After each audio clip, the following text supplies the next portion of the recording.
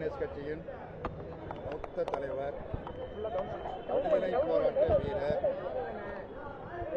கலைஞர் அவர்கள்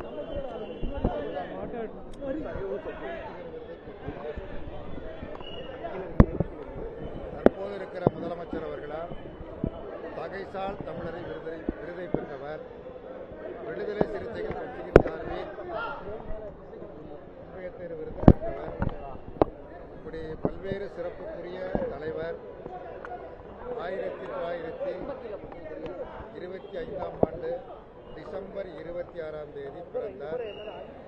அவர் பிறந்த ஆண்டு, பிறந்த மாதம், பிறந்த நாளும் இந்திய கம்யூனிஸ்ட் கட்சி பிறந்த ஆண்டு, பிறந்த மாதம், பிறந்த நாள் என்றும் ஒரே நாள் என்பது மிகப்பெரிய சிறப்பிற்குரியது.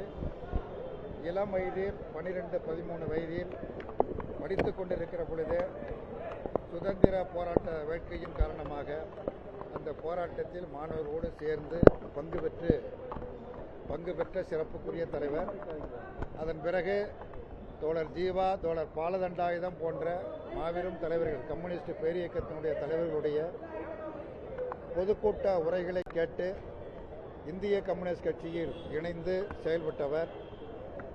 ஒன்றுபட்ட நெல்லை மாவட்டத்தில் விவசாய சங்கத்தின் செயலாளராக அவர் பணியாற்றி கொண்டிருந்த பொழுது இந்திய கம்யூனிஸ்ட் கட்சியினுடைய மூத்த தலைவர், விடுதலை போராட்ட வீரர், தமிழ்நாட்டில் கட்சியை தொடங்குவதற்கு காரணமாக இருந்த தலைவர்கள் ஒருவரான தோழர் பி. சீனிவாசராவ் அவருடைய செயல்பாட்டை கண்டு பாராட்டி எழுதியிருக்கிறார்.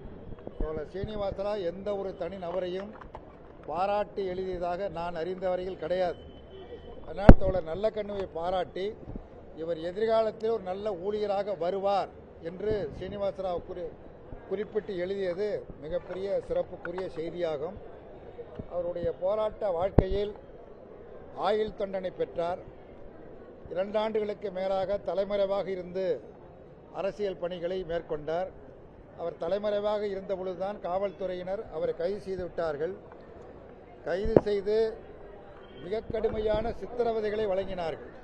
அதாவது மற்ற தலைவர்கள் எங்கே இருக்கிறார்கள் என்று காட்டிக் கொடுக்க வேண்டும், எங்கே இருக்கிறார் என்று சொல்ல வேண்டும். அதை சொல்ல மறுத்த காரணத்தினால் அவருடைய அகண்ட முகத்தில் இருக்கிற முடிகளை ஒவ்வொரு முடியாக காவல்துறை இழுத்து மிகப்பெரிய கொடுமை சித்திரவதைகளை செய்தார்கள். ஆனால் எதற்கும் அடிபணியாத, அஞ்சாத, துணிந்து அந்த அடக்குமுறைகளை எல்லாம் எதிர்கொண்டார். இந்திய கம்யூனிஸ்ட் கட்சியினுடைய மாநில செயலாளராக, தேசிய நிர்வாகக்குழு உறுப்பினராக, தேசிய கட்டுப்பாட்டு குழு தலைவராக பணியாற்றினார். விவசாய தொழிலாளர் சங்கத்தை தமிழ்நாட்டில் உருவாக்குவதிலும் அந்த சங்கத்தினுடைய பொதுச் செயலாளராக இருந்து பணியாற்றியதும் குறிப்பிடத்தக்கது. பணியாற்றியது மட்டுமல்ல, என் போன்ற பல ஊழியர்களை சங்கத்தில் உருவாக்கி தமிழகத்தில் ஒரு ஊழியர்களாக சேர்வதற்கான வாய்ப்பை ஏற்படுத்தி தந்தவரும் அவர்கள். குறிப்பாக இன்றைக்கு இந்திய கம்யூனிஸ்ட் கட்சியினுடைய பொதுச் செயலாளர் இருக்கிற தோழர் டி. ராஜா, அவர் இல்லை என்றால் அவர்களது அரசியல் வாழ்க்கையே கிடையாது. அந்த அடிப்படையில் அவரை உருவாக்கியதில் மிகப்பெரிய பங்கு தோழர் நல்லகண்ணு அவர்களுக்கு உண்டு. பல பேரை உருவாக்கி இருக்கிறார். அவர் உருவாக்கிய யாரும் வீண் போகவில்லை, எல்லோரும் சிறப்பாக பணியாற்றி கொண்டிருக்கிறார்கள். அதே போல அனைத்து அரசியல் கட்சி தலைவர்களோடும் மிக நெருக்கமான நல்ல உறவை கொண்டிருந்தார். அரசியல் வேறுபாடுகள் மற்றவையெல்லாம் ஒரு புறம் இருந்தாலும் கூட அவைகளை ஒரு புறம் ஒதுக்கி வைத்துக்கொண்டு நல்ல நட்போடு பழகியவர். எல்லா புத்தகங்களையும் நிரம்ப படிக்கக்கூடியவர், எழுதக்கூடியவர், நல்ல கவிதை எழுதுவார், ஏராளமான கட்டுரைகளை எழுதியிருக்கிறார், ஏராளமான புத்தகங்களை எல்லாம் அவர் தந்திருக்கிறார். அப்படிப்பட்ட மகத்தான தோழர் ராஜீவ்காந்தி அரசு மருத்துவமனையில் தொடர்ந்து சிகிச்சை பெற்று வந்த நிலையில் உண்மையிலே இந்த சந்தர்ப்பத்தில் ராஜீவ்காந்தி மருத்துவமனைய முதல்வர் அவர்களையும், இங்கே பணிபுரியக்கூடிய மருத்துவர்களையும், செவிலியர்களையும், மற்ற ஊழியர்களையும் வெகுவாக நான் பாராட்ட கடமைப்பட்டிருக்கின்றேன். உண்மையில் வேறு மருத்துவமனையில், ஒரு தனியார் மருத்துவமனையில் ஆரம்பிக்க இருந்திருப்பாரையானால் 6 மாதங்களுக்கு முன்னரே இறந்திருப்பார். ஆனால் இங்கே இருக்கிற மருத்துவர்கள் மிகப்பெரிய முயற்சி எடுத்து ஒரு சவாலாக அது மேற்கொண்டு அவர் எப்படியும் காப்பாற்ற வேண்டும் என்கிற பெருமுயற்சியை எடுத்தார்கள் என்பது மறுக்க முடியாத உண்மை.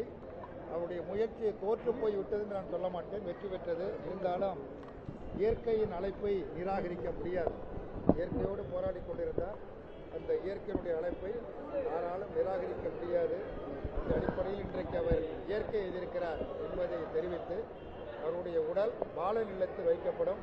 நாளை மாலை 3 மணி வரை பொதுமக்கள் அஞ்சலிக்காக வைக்கப்படும். பின்னர் அவரது உடல் அரசு மருத்துவக் கல்லூரி மருத்துவமனைக்கு தானமாக ஒப்படைக்கப்படும் என்பதை தெரிவித்துக் கொள்கிறேன்.